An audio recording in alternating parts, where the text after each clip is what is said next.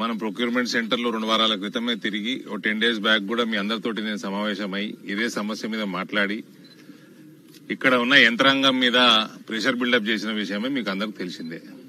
కొనుగోలు స్పీడప్ చేయాలి, బోనస్లు ఇవ్వాలి, మబ్బులు పడుతున్నాయి అప్పుడప్పుడు, రైతులకు ఇబ్బంది పెట్టొద్దు, అసలు కోతలు స్టార్ట్ కాకంటే ముందే కొనుగోలు కేంద్రాలు రెడీ అయి ఉండాలి. ఇవన్నీ కూడా ఫెయిల్ అయినందుకు కేసీఆర్ ని తీసి బయటపడేసారు ప్రజలు. ఈ ప్రభుత్వం వచ్చి కూడా రైతుకు ఏమాత్రం లాభం కాదు, ఇంకింత నష్టమే అవుతున్నది. ఇవాళ మనం మీ ముందరనే రైతులతో మాట్లాడినాం. సంచికి 1.5 కిలో తరుగు తీస్తున్నాడు, అంటే దాదాపు 4%. మళ్ళా రైస్ మిల్లుకు పోయినాక పరిస్థితి ఏందో తెలియదు, వాళ్ళు ఏం తీస్తారో తెలియదు.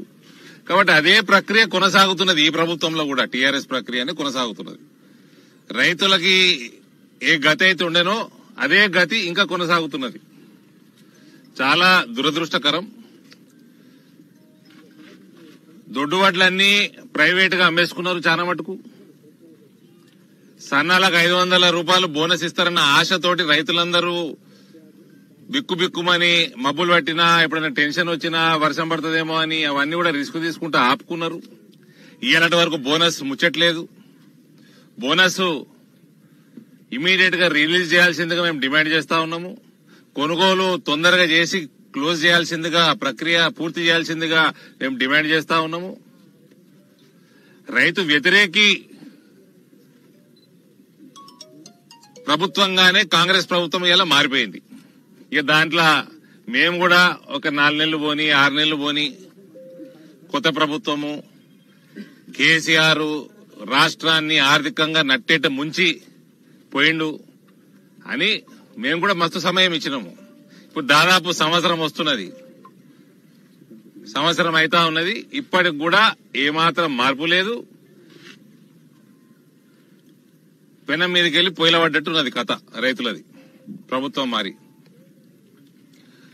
ఒకవైపేమో మేమందరం ఏమనుకుంటామండి, మీడియా మిత్రులు మీరందరూ, రేవంత్ రెడ్డి అంటే పాత తెలుగుదేశం పైన చంద్రబాబు నాయుడు శిష్యుడు అనుకుంటాం.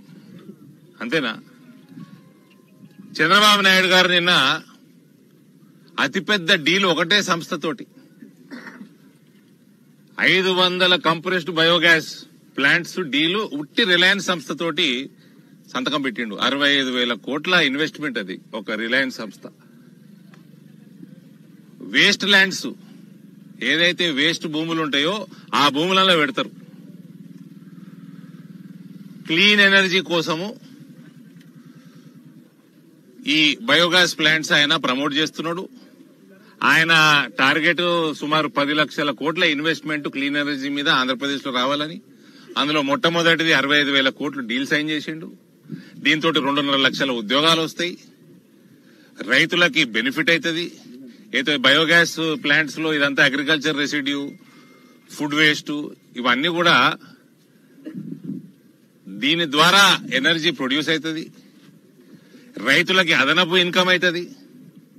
దాదాపు రైతులు సంపాదించే దానికంటే 30,000 రూపాయలు అదనంగా రైతులకి మేలు జరుగుతుంది. రిలయన్స్ సంస్థ గుజరాత్ బయట అతిపెద్ద ఇన్వెస్ట్మెంట్ ఇది బయోగ్యాస్ ఫీల్డ్ లో, రిన్యూవబుల్ ఎనర్జీలో, క్లీన్ ఎనర్జీలో. ఒకవైపేమో మీ గురువు గారేమో రైతులకి ఇంత బ్రహ్మాండంగా చేసుకుంటా ముందు చూపుతోటి ఆయన వచ్చి 4 నెలలు కాలే, నువ్వు వచ్చి సంవత్సరం అవుతున్నది. ఆయన అటుపోతుంటే నీదేమో వెనకపోతున్నది బండి. రేవంత్, నువ్వు చంద్రబాబు నాయుడు శిష్యుడువా కేసీఆర్ శిష్యుడువా అని పెద్ద క్వశ్చన్ మార్క్ తయారైంది ఇప్పుడు. సో ఈ రకంగా రైతు వ్యతిరేక ప్రభుత్వంగానే మిగిలిపోతున్నది ఇది కాంగ్రెస్ ప్రభుత్వము. దీని ఎట్టి పరిస్థితిలో మేము ఎదుర్కొంటాము, రైతుల పక్షాన నిలబడతాము. రానున్న కాలంలో ఈ పంట అయితే 500 రూపాయల ముచ్చట లేదు, ఇంకా కొనుగోలు కూడా బాగా లేట్ అయింది. రానున్న కాలంలో కోతలు కాకంటే ముందే భారతీయ జనతా పార్టీ శ్రేణులందరూ కూడా రోడ్డు మీద ఉండి మీడియాతో ప్రభుత్వంతో కొట్లాడుకుంటూ ప్రజల ఇబ్బందులు, రైతుల ఇబ్బందులు ఇవన్నీ కూడా మీడియా ముందర పెట్టి ప్రభుత్వం మీద ప్రెజర్ చేసే బాధ్యత భారతీయ జనతా పార్టీ తీసుకుంటుంది.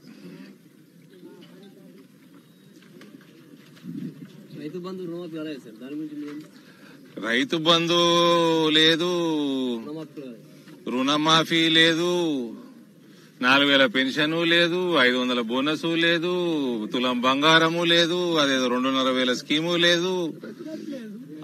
ఈ రైతు బంధు అంటే 10,000, వీళ్ళు 15,000 ఇస్తున్నారు కదా, అది లేదు, ఇల్లు లేదు. కేవలం సొల్లు మాత్రం ఉన్నది ఈ ప్రభుత్వంలో.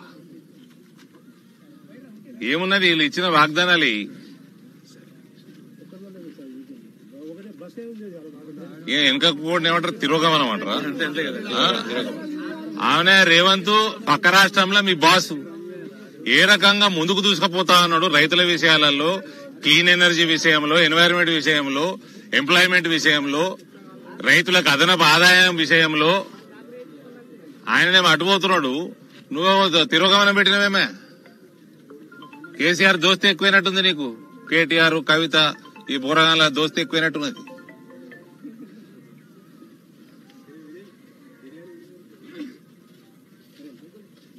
సరే, అమృత్ పథకంలో అవకతవకలు, టెండర్లలో అవకతవకలు జరిగిన కేటీఆర్ మా మిత్రుడు బలి అడిగినాం, మంచి ప్రశ్న అడిగినాం. ఈ కేటీఆర్ మొన్న ఢిల్లీకి పోయిండు. ఏంటికి పోయిండో తెలియదు. సాధారణంగా మనం ఏదైనా ఊరికి పోతే దిగంగానే ఇంటి వాళ్ళకి ఫోన్ చేస్తాం. ఫోన్ చేసిండట, వాడెవడో చెప్పినట, నువ్వు ఢిల్లీలో దిగంగానే ఇక్కడ ట్రిమర్స్ వస్తున్నాయి అన్నాడట. ట్రిమర్స్ అంటే ఏమంటారు? ప్రకంపనలు వస్తున్నాయి అన్నాడట. అందరం ఏమనుకున్నాము, ఇదేదో ఎలవెడతాడా అనుకో. అది కాదు, సబ్స్టెన్సెస్ తీసుకుంటారు కదా, అది అతిగా అయినప్పుడు వణుకొస్తుంది శరీరంలో. అది అయింది ఇక్కడ ఇంటోళ్ళకి.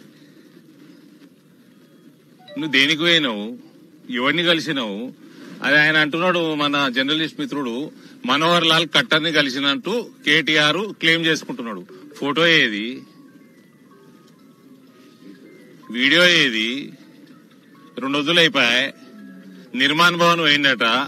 నిర్మాణ్ భవన్ లో 4-5 మంత్రిత్వ శాఖలు ఉంటాయి. ఆ మంత్రుల సెక్రటరీలు ఉంటారు, అలా క్లర్కులు ఉంటారు, అలా ప్యూన్లు ఉంటారు. నువ్వు ఏ మనోహర్ని కలిసినావు? నువ్వు ప్యూని కలిసి వచ్చినావా, లేదా నిర్మాణ్ భవన్ పోయి ఛాయ్ దాకా వచ్చినావా? బయటికి రావాలి, ఇక మీడియాకు మాట్లాడాలి, కొన్ని మీడియా డబ్బా కొట్టాలి. అయినా నువ్వు మాట్లాడిన అమృత్ అది స్కామ్ కింద, అది 3.5 నెలల కింద అసెంబ్లీలో భారతీయ జనతా పార్టీ ఫ్లోర్ లీడర్ మహేశ్వర్ రెడ్డి ఎప్పుడో మాట్లాడి, ఎప్పుడో ప్రభుత్వం ముందర పెట్టింది. అది అసలు నువ్వు ఏదంటే అది పదార్థాలు సేవించి నిర్మాణ్ భవన్లకు వచ్చి నేను మనోహర్ లాల్ ఖట్టర్ని కలిసిన, నువ్వు ఏ మనోహర్ని కలిసినా అనుకుంటున్నావు?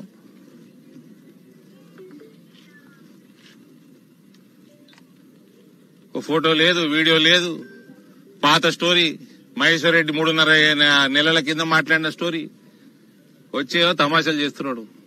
ఇది పదార్థాలు సేవన తక్కువ చేయి, నీ చుట్టాలకు తక్కువ చేయమని చెప్పు. అప్పుడు ప్రకంపనలు తగ్గుతాయి శరీరంలో.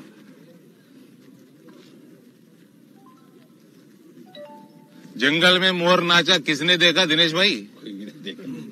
कोई भी नहीं देखा. ఫోటో చూపెట్టాలి కదా. డెలిగేషన్ తోడు పోయినా, అరే నువ్వు ఎవరు రాయనా, నువ్వు ఆర్డినరీ ఎమ్మెల్యేది, యువర్ ఎమ్మెల్యే. నేను నిన్నగాక మొన్న అటు దుబాయ్ ముఖాను పోయి వచ్చిన, షేక్ మొహమ్మద్ కలిసి వచ్చిన అంటే నమ్ముతారా?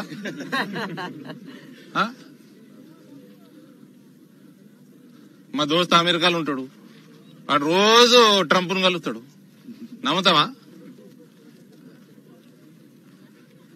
నువ్వు నిర్మాణ భవన్ పోయినా ఎవడిని కలిసినావు, ఏం చేసి వచ్చినావు? ప్రకంపనలు అంటారు. ప్రకంపనలు. మత్తు పదార్థాల సేవన తక్కువ చేయాలి రాష్ట్రంలో.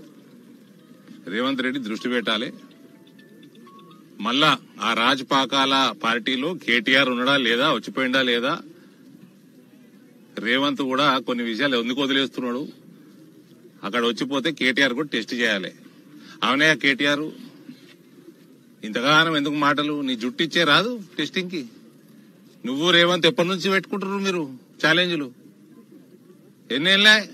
అవును మీడియా మిత్రులు, 4-5 ఏళ్ల నుంచి. అవునా? ఆయననేమో అంటాడు, ఈయననేమో అంటాడు, కానీ ఏళ్ళటి వరకు టెస్టింగ్ అయితే లేదు. ఒకటి జుట్టిస్తా అని ఛాలెంజ్ చేసిండు, జుట్టిస్తలేడు.